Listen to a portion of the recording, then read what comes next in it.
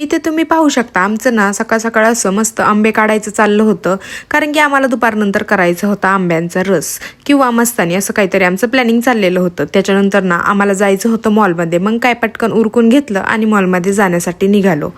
मग जाता जाताना साड्या आणि ड्रेस धोंड्यासाठी थोडीशी ती सुद्धा शॉपिंग करायची होती. मग साड्या व ड्रेस पाहण्यासाठी गेलो होतो.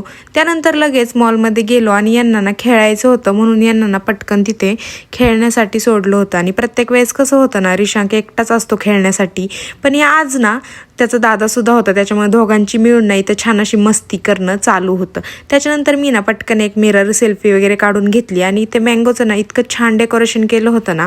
त्यानंतर ना थोडंसं सामान घ्यायचं होतं, मग ते घेतलं आणि लगेचच गेलो होतं जेवण करण्यासाठी. बाहेर आल्यानंतर ना यांचं असं रामाला इथे पाया पडायचं चाललेलं होतं. घरी आल्यानंतर ना रिशांकला घेतली होती नवीन स्कूटर. मग काय त्याला लगेच ती अनबॉक्सिंग सुद्धा करून पाहायची होती आणि चालवून सुद्धा पाहायची होती. मग चला, तो इथे चालवतोय तोपर्यंत बाय, भेटूया नेक्स्ट व्लॉगमध्ये.